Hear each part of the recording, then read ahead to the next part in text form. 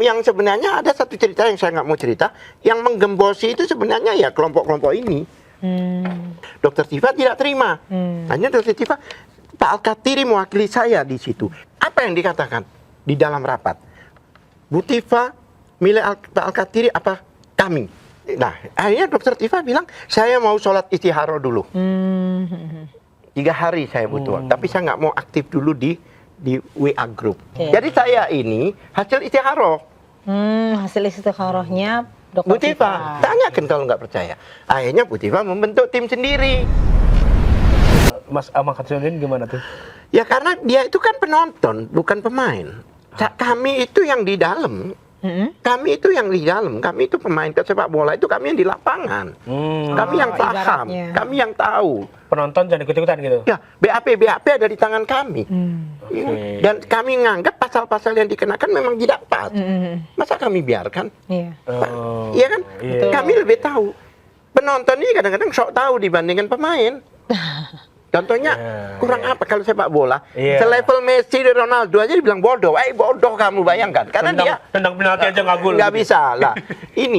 Itulah masalahnya. Jadi tidak ada satu hal lagi. 2, mereka 2 orang ini, Roy dan siapa?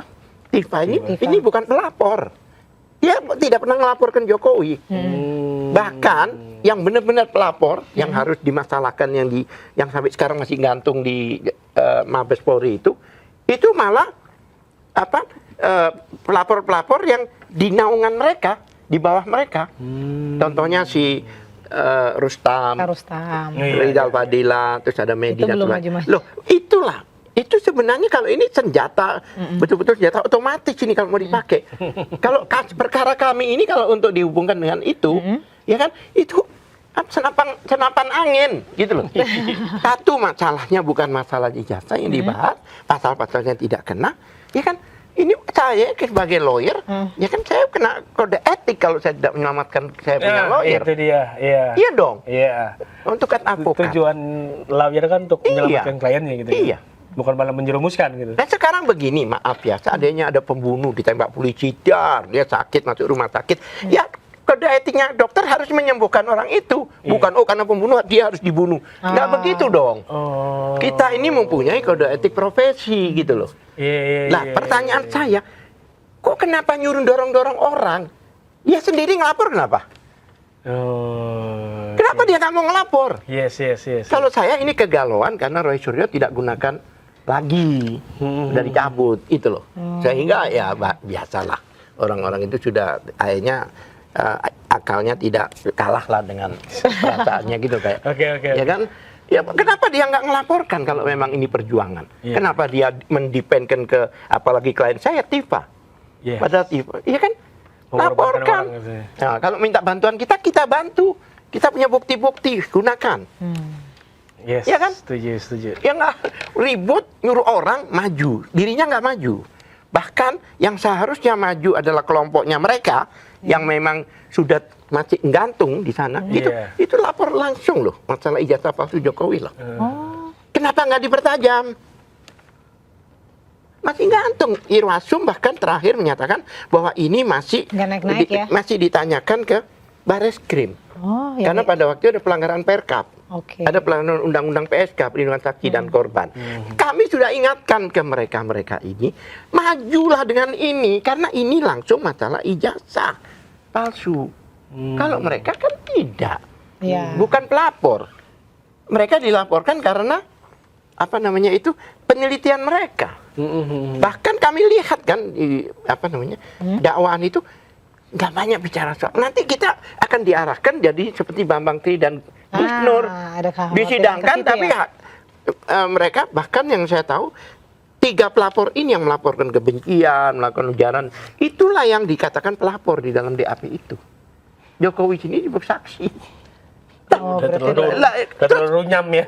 Terus kalau dakwaan itu masuk ke sana ke hakim, ya hakim kan berdasarkan dakwaan itu. Jaksa. Tidak berdasarkan logika berpikir. Kami Tifa membuktikan apa? Contohnya, Tifa nggak tahu gambar-gambar itu. Yang tahu kan respon nama Roy. Yes. Iya kan? Ya kalau dia itu memang meneliti soal itu, masuk akal lah. Ya. Kalau ada ditunjukkan aja, tunjukkan seperti apa, kan begitu. Oke, Iya. Mas Al-Katiri mungkin waktu juga nih. Semangat. Waktu juga Ini ini. seru banget. Tapi aku mau Masih banyak banget pertanyaan. Masih banyak juga. Boleh, pertanyaan dari silakan. Lucy Nagak nih, saya kawannya Mas Malu Roy. bertanya, Berarti ikut dong tetap saya di dakwah, jalan. katanya. Banyak banget ya, tapi mohon maaf Kang Ini Hendar, banyak banget. nggak semua yang bisa kita bacakan, tapi waktu Tadi udah juga beberapa yang kita tanyain. Udah selesai. Udah.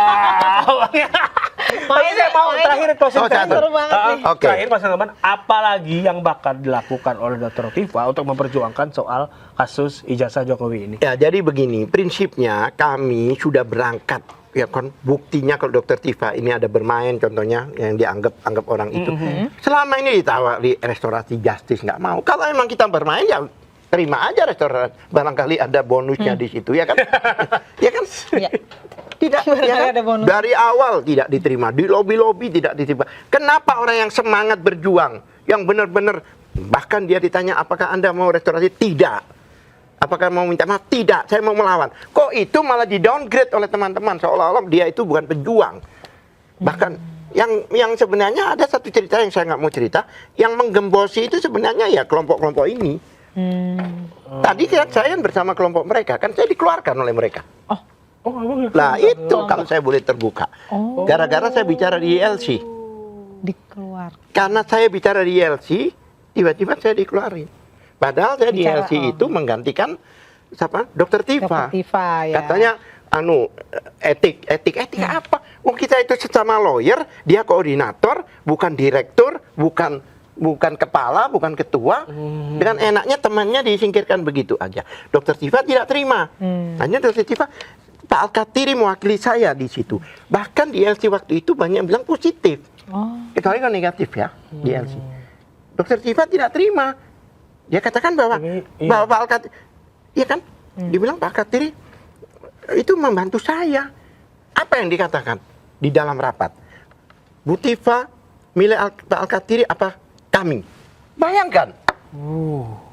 Sampai ditantang gitu waktu itu. Kalau saya tarik sejarah ya. Terus Lah, hasilnya milih pertanyaan saya, nah akhirnya Dokter Tifa bilang saya mau sholat istikharah dulu. 3 hari saya butuh waktu. Tapi saya nggak mau aktif dulu di WA group. Dia dikeluarin dari WA group.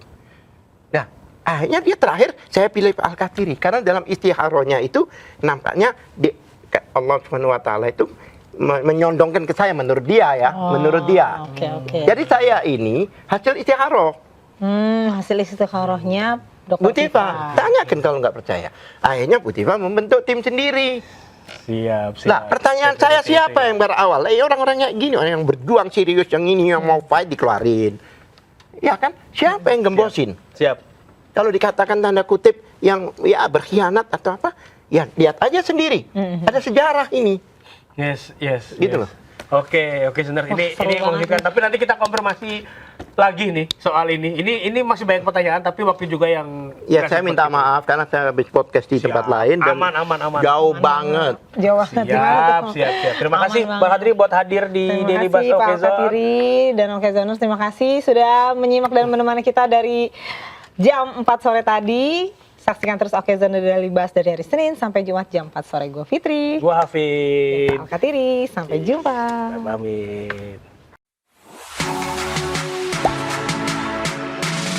Gak sempet baca? Dengerin aja, klik icon text to speech di okezone.com.